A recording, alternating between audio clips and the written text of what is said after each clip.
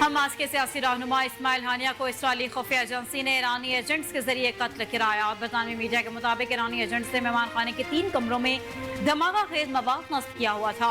ईरानी हुकाम के पास एजेंटों के कमरे के इंतहाई तेजी से आने जाने की वीडियोस हैं।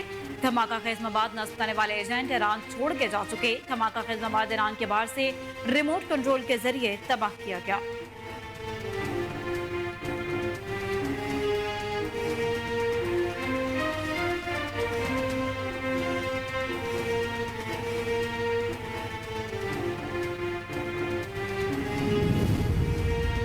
इसराइली फौज के तर्जुमान डेनियल हेगारी ने कहा है कि इस्माइल हानिया के कत्ल की रात मशरिक वस्ता में कहीं भी फजाई हमला नहीं किया गया। डेनियल हेगारी ने प्रेस कॉन्फ्रेंस में बताया कि इसराइली फौज के मंगल की रात लबनान में फजाई हमले में हिजबुल्लाह के सीनियर कमांडर फवाद शकर हलाक हुए।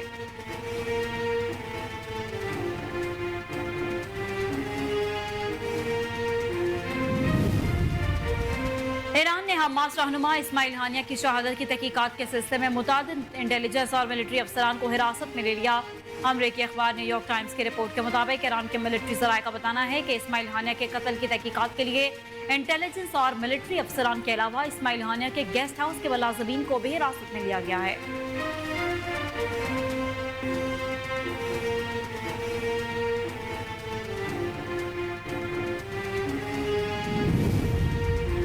बानी पीटीआई का कहना है कि सबसे बड़ा यूटर्न वो है जिसने वोट को इज्जत दो का नारा लगाया और बूथ को इज्जत दे दी। अडयाला जेल में सहाफियों से गैर रस्मी गुफ्तगू करते हुए उनका कहना था कि मुज़ाकरात आइन के दायरे में रहकर करूंगा। सबसे पहले हमारा मैंडेट वापस किया जाए। इस हुकूमत से क्या मुज़ाकरात करूं जो 4 हल्के खाने से ही खत्म हो जाएगी। मुज़ाकरात उन्हें से करूंगा जिनके पास ताकत है।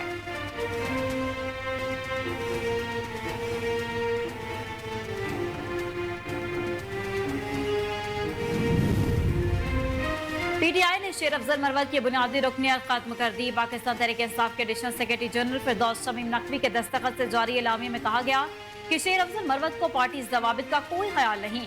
अगर शेर अफजल मरवत एक इज्जतदार शख्स हैं तो वो कौमी असम्बली की रुकनियत से भी इस्तीफा दे दें। एक्स पर अपने मौकिफ में शेर अफजल मरवत ने कहा कि मैं पार्टी के फैसले का एहतराम करता हूँ। बानी पीटीआई का सिपाही था, हूँ और हमेशा रहूंगा।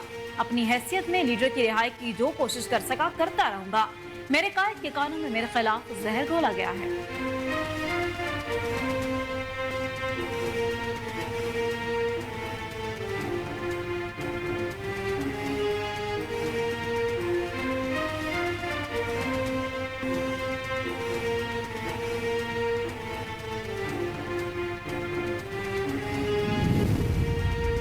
चेयरमैन पीटीआई बैरिस्टर गौहर ने शेर अफजल मरवत की पार्टी रुकनियत की मनसूखी के नोटिफिकेशन से लाइल्मी जाहिर कर दी है।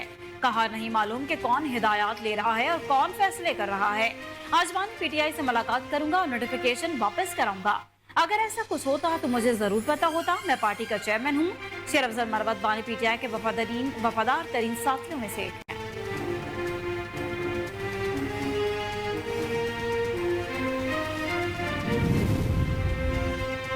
जमात इस्लामी का महंगाई और महंगे बिजली बिलों के खिलाफ रावलपिंडी के लियाकत बाग में एहतजाजी धरना 90 रोज में दाखिल।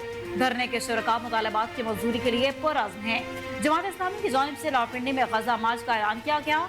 आज शाम लियाकत बाग से कमेटी चौक तक गजा रैली निकाली जाएगी।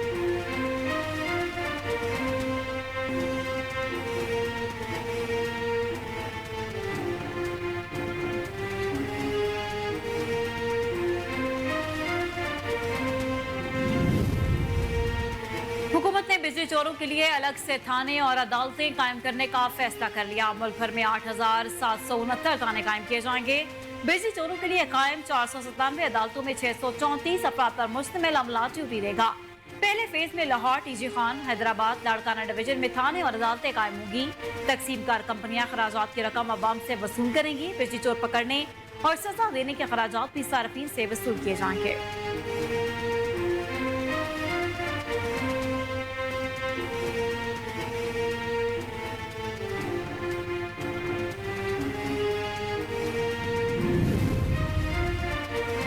हुकूमत ने तनख्वाहदार तबके को इनकम टैक्स में रिलीफ पर गौर शुरू कर दिया है। ताहम इससे कबल IMF को एतमाद में लिया जाएगा। वजारत खजाना के जराये के मुताबिक वज़ीर आज़म मियां शहबाज शरीफ ने तनख्वाहदार तबके को रिलीफ फराहम करने का टास्क ख़ुसूसी मॉनिटरिंग टीम को सौंप दिया है। कम तनख्वाह वाले स्लैब को 40 अरब रुपए का रिलीफ देने की तैयारी जारी है।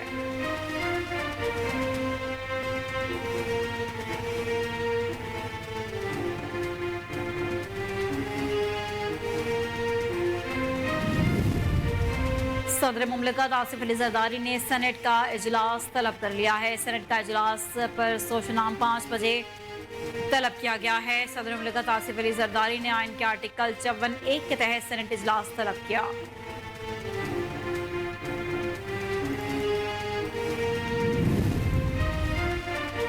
Opposition leader Punjab assembly Ahmad Khan Bashar ने चीफ इलेक्शन कमीशन समेत दीगर मेंबरान के खिलाफ रेफरेंस सुप्रीम जुडिशल काउंसिल में दायर कर दिया। अहमद खान बशर ने 430 सफ़ात पर मुश्तमिल reference supreme court Lahore registry में जमा करवाया। मौक़िफ़ अपनाया कि चीफ इलेक्शन कमिश्नर और इलेक्शन कमीशन के दीगर मेंबरान जानिबदार हैं और जनरल इलेक्शन में चीफ इलेक्शन कमिश्नर और दीगर मेंबरान ने जानिबदारी का मुजाहरा किया।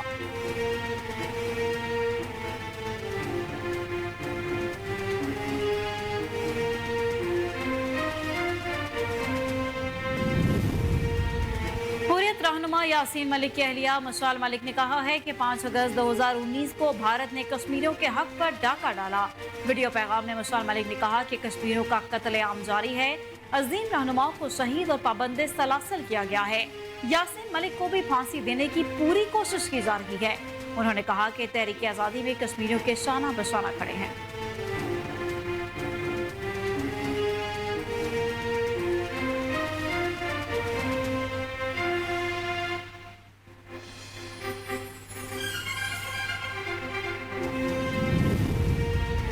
बानी पीटीआई और बुशरा बीबी के खिलाफ 190 मिलियन पाउंड रेफरेंस की समाअत करने वाले जज को तब्दील कर दिया गया। डिस्ट्रिक्ट एंड सेशन जज नासिर जावेद राना को एहतसाब अदालत नंबर 1 का जज तैनात किया गया है। एहतसाब अदालत नंबर 2 के जज मोहम्मद अली बड़ाई चडियाला जेल में 190 मिलियन पाउंड रेफरेंस की समाअत करते थे।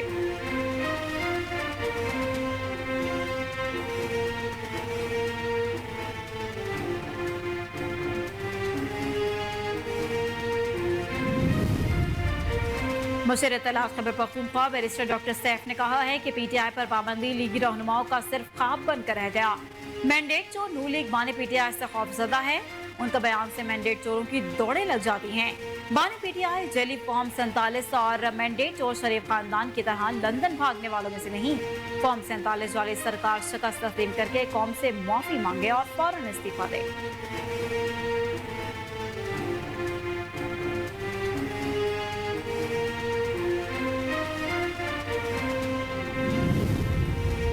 वज़ीर आला पंजाब मरीम नवाज शरीफ ने एयर एम्बुलेंस प्रोजेक्ट पर इज़हार इत्मीनान कर दिया। वज़ीर आला पंजाब मरीम नवाज शरीफ से secretary emergency services doctor Rizwan Naseer ने मुलाकात की, जिसमें एयर एम्बुलेंस प्रोजेक्ट और मोटरवे रेस्क्यू 1122 सर्विसेज के आगाज पर तबादला ख्याल किया गया। इस मौके पर सेंट्रल पंजाब में हंगामी हालत की सूरत में मरीज की फौरी मुंतकली के लिए वज़ीर आला पंजाब का हेलीकॉप्टर इस्तेमाल करने पर इत्तेफाक हुआ। सेक्रेटरी इमरजेंसी सर्विसेज ने हेलीकॉप्टर इस्तेमाल करने की इजाजत पर वज़ीर आला पंजाब का शुक्रिया अदा किया।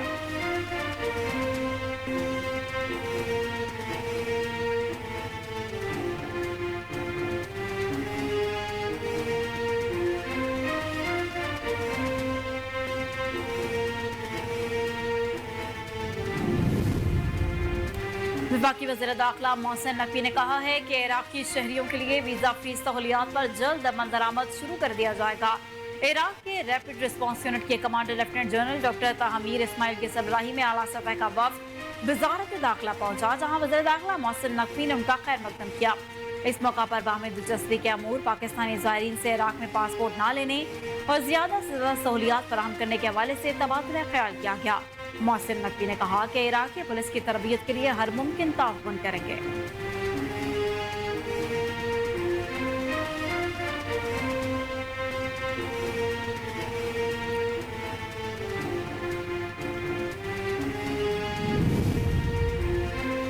केपी हुकूमत को शदीद माली मुश्किलात का सामना, मंजूरशुदा फैसले वापस लेना शुरू। खैबर पख्तूनख्वा में हजारों साजा के अपग्रेडेशन पर हुकूमत ने बड़ा यू टर्न ले लिया। साबिक दौरे हुकूमत में होने वाले अपग्रेडेशन की मंजूरी वापस लेने की तैयारी कर ली। दस्तावेजात के मुताबिक पीटीआई ने गुज़िश्ता दौरे हुकूमत में 1,60,640 असासा के अपग्रेडेशन का फैसला किया था, लेकिन अब हुकूमत ने असासा की तरक्की का फैसला भारी मुश्किलात के पेश नजर वापस ले लिया।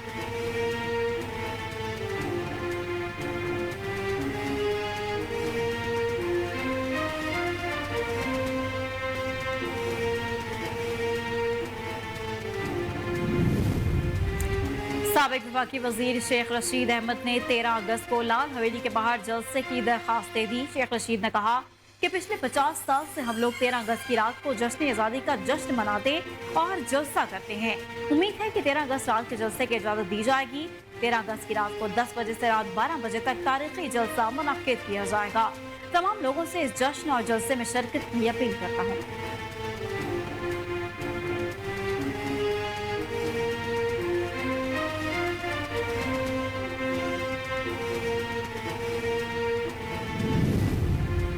पंजाब बार काउंसिल के वाइस चेयरमैन कामरान बशीर ने ओहदे से इस्तीफा दे दिया। वाइस चेयरमैन कामरान बशीर के मुस्ताफी होने के बाद पंजाब बार के नए ओहदेदारान को मुंतखब करने के लिए इंतखाबात का इनेकाद किया गया। चौधरी बाबर वहीद बिला मुकाबला ने vice chairman Punjab bar council मुंतखब हो गए।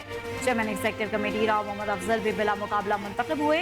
दोनों उम्मीदवारों के मुकाबले में कोई उम्मीदवार सामने नहीं आया। इलेक्शन कमीशन के फराइज additional advocate general Nasir Chauhan ने सर अंजाम दिए।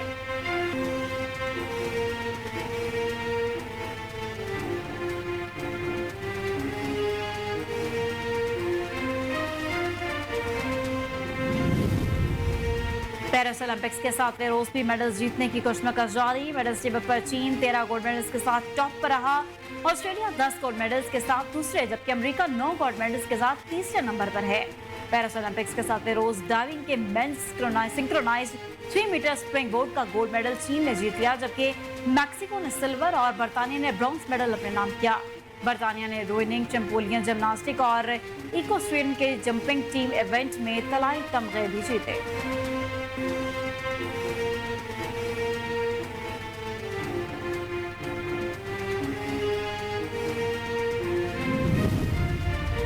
और कराची के मुख्तलिफ इलाकों में कहीं हल्की तो कहीं तेज बारिश। महकमा मौसमियात ने आइंदा दिनों में कराची के अंदर बारिशों के तेज स्पेल की खबर दी थी। महकमा मौसमियात के मुताबिक बहर अरब और भारतीय राजस्थान से शिद्दत की मानसून हवाएं सिंध में दाखिल हो रही हैं, जिसके जेर असर 7 अगस्त तक मूसलाधार बारिश का इम्कान है।